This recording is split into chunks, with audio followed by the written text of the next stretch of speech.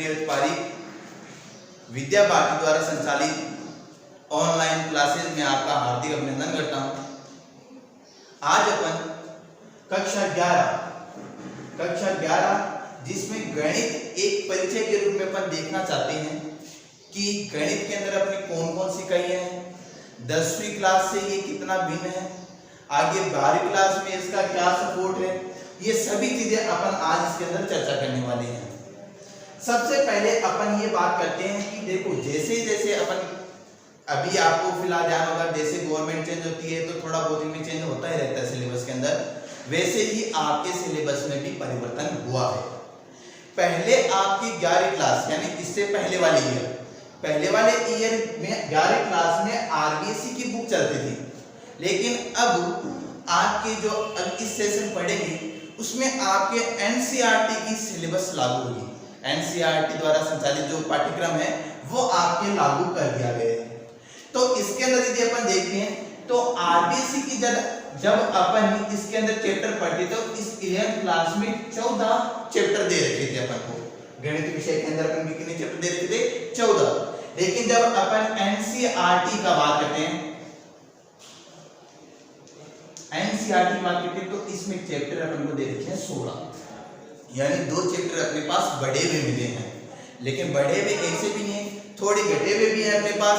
घटे हुए इसलिए कह सकते हैं कि जो आरबीएसई में जो चैप्टर था अपने पास, जैसे लोगरिथम का एक चैप्टर था, वो लोगरिथम का चैप्टर अब एनसीईआरटी के अंदर नहीं है। हालांकि बहुत सरल चैप्टर था, बहुत अच्छा चैप्टर था, लेकिन एनसीईआरटी के अंदर लोगरिथम वाला चैप्टर अपन को एनसीईआरटी में नहीं दे रखा। तो इसलिए अपन कह भी सकते हैं कि जो आरबीएसई से जो एकाधिक चैप्टर हटा के नए चैप्टर ऐड कर दिए अपन के पास, और इसके अंदर जो अपने पास इकाइयां हैं वो अलग अलग करके अपन को बता रखा है, वो अपन इसके अंदर अभी डिस्कस करेंगे। तो आरबीएसई में तो पिछली बार तक अपने पास 14 चैप्टर दे रखे थे और अगली बार कितने चैप्टर हो गए हैं? 16। हालांकि हो सकता है कोरोना महामारी के अंतर्गत आपके सिलेबस में भी थोड़ी कमी करेंगे 30%, जैसे एनसीईआरटी वालों ने तो घोषणा कर भी दी है कि उनका 30% जो सिलेबस है वो डिक्रीज किया जाएगा, कम कर दिया जाएगा। और आपके सिलेबस में जब आरबीएसई बोलेगी तब आपके सिलेबस का पता चलेगा कितना % लेस किया है, कौन कौन से चैप्टर हटाए हैं, क्या क्या चीज में कमी हुई है, क्या चीज में बढ़ोतरी हुई है, वो बाद में पता चल पाएगा। हालांकि इसकी भी प्रक्रिया बहुत जल्दी चल रही है, थोड़े दिनों में न्यूज़पेपर वगैरह में भी आ रहा था कि थोड़े दिनों में ये चीज की घोषणा कर दी जाएगी। तो अपन वैसे पूरा एनसीईआरटी का जो दे रखा है वो पूरा इंपॉर्टेंट चैप्टर दे रखा है। मैं तो ये कहता हूं कि जो भी चैप्टर दे रखा है 30% की कोई बात नहीं है, आपको पूरा का पूरा अध्ययन करना चाहिए, क्योंकि जो पूरा बेस दे रखा है वो 11वीं क्लास के अंदर दे रखा है। 12th क्लास में अपन जब जाएंगे तो अपन पूरा का पूरा बेसिक है जो अपने पास 11th के अंदर मिलता है, जैसे आपने महसूस भी किया होगा। जैसे 10वीं क्लास में अपन बोर्ड की कक्षा में देखते हैं तो 9th क्लास का बहुत बेस रहता है उसके अंदर। 9th क्लास की कई चीजें अपन 10th क्लास के अंदर यूज करते हैं, वैसे ही अपन इसमें भी कहते हैं कि 11वीं क्लास की कई अपन अध्याय हैं वो अपन 12वीं क्लास में ऊपर डिपेंडेड हैं। ठीक है, तो इसके अंदर अपन को ध्यान में रखना है। तो सबसे पहले अपन यदि बात करें तो अपन ने कितने चैप्टर दे रखे हैं इसके अंदर? मैं अब एनसीईआरटी सिलेबस की बात करूंगा, क्योंकि आपके वो ऐड कर दिया गया है, एकदम श्योर 100% श्योर है कि आपकी ये सिलेबस ही लागू होगा। इसमें जो भी कमी होगी वो बाद में होगी, लेकिन अपन को पूरा ही पढ़ना है, अपन पूरा पढ़ेंगे सिलेबस। जो भी अपन को चैप्टर दे रखे हैं 16 के 16 वो अपन सभी चैप्टर पढ़ेंगे, एक भी चैप्टर अपन छोड़ेंगे नहीं। हालांकि परीक्षा का जो पैटर्न होगा उसके अकॉर्डिंग अपन थोड़ा और पढ़ेंगे, यानी उनके रीजन अपन ज्यादा करेंगे, लेकिन मेरे अकॉर्डिंग ये 16 के 16 चैप्टर आपके पूरे पढ़ने चाहिए, क्योंकि पूरा का पूरा बेस है ये, इसलिए अपन को नहीं छोड़ना चाहिए। तो अपन इसके अंदर देखते हैं सबसे जो पहला चैप्टर अपन को दे रखा है वो चैप्टर अपन को दे रखा है चैप्टर नंबर 1, वो अपन को दे रखा है समुच्चय। चैप्टर कौन सा दे रखा है? समुच्चय शेष। पहला चैप्टर अपन को दे रखा है। पहले चैप्टर ये समुच्चय वाला चैप्टर है वो 10वीं क्लास से पूरा का पूरा भिन्न है, यानी 10वीं क्लास की इसके अंदर आपको कोई जानकारी नहीं चाहिए, आप इसके अंदर एकदम अच्छी तरह से पढ़ सकते हैं। हालांकि जो अपन वास्तविक संख्याएं के बारे में अध्ययन करते हैं वो नॉलेज अपन को होना जरूरी है, यानी बहुत डीप नॉलेज जो अपन 8वीं क्लास से पढ़ के आते हैं। 8वीं क्लास से मतलब जो अपन प्राकृत संख्या, पूर्ण संख्या, पूर्णांक संख्या, परिमेय संख्या, अपरिमेय संख्या, वास्तविक संख्या, इनका अपन को पता होना चाहिए। ये चीजें अपन इसके अंदर पढ़ेंगे और समुच्चय वाला चैप्टर अपन इसके अंदर करेंगे। बड़ा इंपॉर्टेंट चैप्टर है यदि अपन आरबीएससी सिलेबस की बात करें तब ये पहला चैप्टर ही 7 नंबर का आता था वार्षिक परीक्षा के अंदर, और केवल एक वीर प्रश्नमाला थी इसमें, केवल और केवल कितनी थी, एक वीर प्रश्नमाला, और पूरा का पूरा चैप्टर कितना नंबर का था, 7 नंबर का। इसके अंदर अपन वेन आरेख वगैरह बनाना सीखते हैं, और इसके अंदर अपन कई चीजें इसके अंदर बहुत अच्छी तरह से अपन इसके अंदर देखते हैं। तो अपन को यहाँ पे कंपटीशन एग्जाम की इंपॉर्टेंस से भी ये चैप्टर बहुत इंपॉर्टेंट है, समूचे वाला चैप्टर, इसलिए इसको अपन को एकदम अच्छी तरह से समझना है। इसलिए समझना है क्योंकि जो चैप्टर नंबर 2 है उसके ऊपर ये इसके ऊपर डिपेंडेड है, थोड़ा सा डिपेंडेड है। और चैप्टर नंबर 2 अपन को दे रखा है संबंध एवं फलन, संबंध एवं फलन,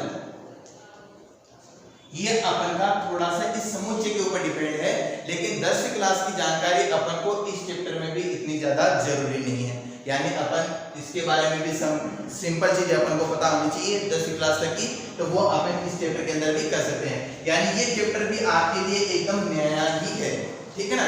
और जो नई चीजें होती है वो आप जानते हो एकदम इजी होती हैं, ज्यादा हार्ड नहीं होती। जो नया एड होता है वो अपने पास, यानी पहली बार जो अपने पास आ रहा होता है वो एकदम इजी होता है।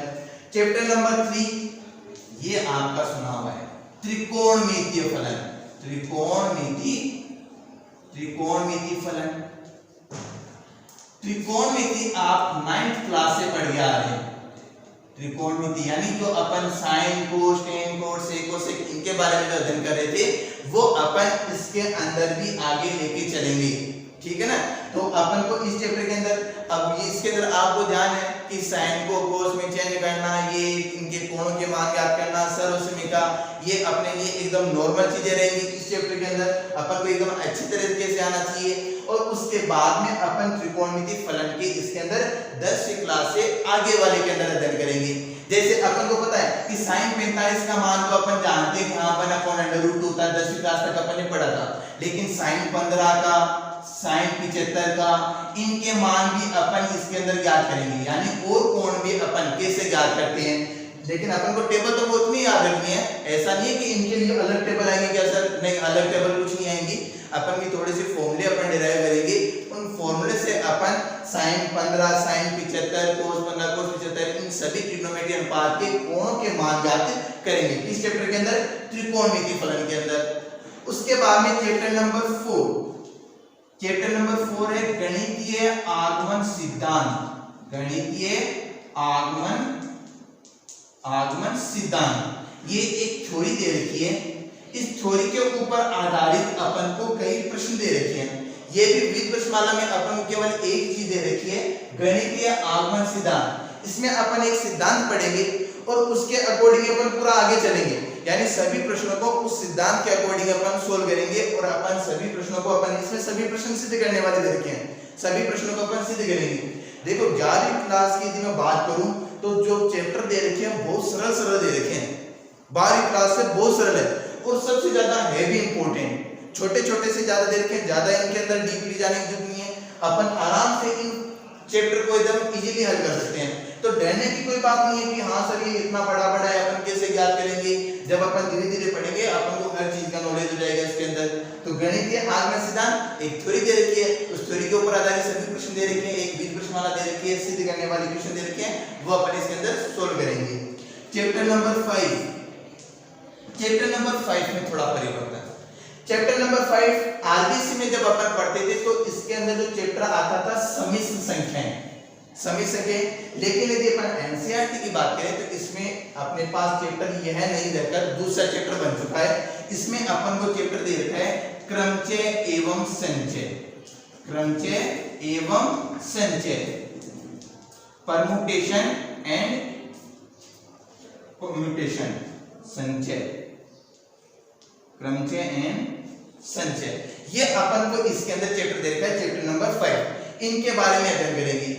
ये जो चैप्टर है वो कंपटीशन एग्जाम के लिए सबसे ज्यादा इंपॉर्टेंट है। ऐसा कोई एग्जाम नहीं होता जिसके अंदर इस चैप्टर से कभी प्रश्न ना आए हो, यानी इस चैप्टर से हमेशा प्रश्न आते हैं। कौन से चैप्टर से, क्रमचय एवं संचय से। एक्सरसाइज नंबर इसकी बात करें तो बड़ी इंपॉर्टेंट है, केवल 2 प्रश्नमाला दे रखी है, 5.1 5.2 इस प्रकार से 2 प्रश्नमाला अपन को दे रखी है और अपन को एकदम अच्छी तरह से समझना, पूरा बेसिक किस चैप्टर का? चैप्टर नंबर 5 का। चैप्टर नंबर 6 जो अपन को इसके अंदर, अब चैप्टर नंबर 6 यहाँ पे भी, इसमें भी अलग था और इसमें भी अलग था। जो चैप्टर नंबर 6 है रैखिक असमीकाएं, ये इसके अंदर था ही नहीं। जो आरबीएससी है उसके अंदर ये चैप्टर नहीं था, ये नए ऐड हुआ है किसके अंदर? इसके अंदर अपन को एनसीईआरटी वाले से है रैखिक असमीकाएं, ये वाला चैप्टर अपने पास पूरा का पूरा नया ऐड हुआ है। तो इस चैप्टर को अपन को देखना और एकदम इजी सा है, ठीक है ना। ये बात आपने शायद 10वीं क्लास में भी आपने पढ़ी होंगी, रैखिक असमीकाएं, वो वाला चैप्टर अपन को इसके अंदर दे रखा है, ठीक है। तो ये इतने अपन को चैप्टर एकदम अच्छी तरह से ध्यान होना चाहिए।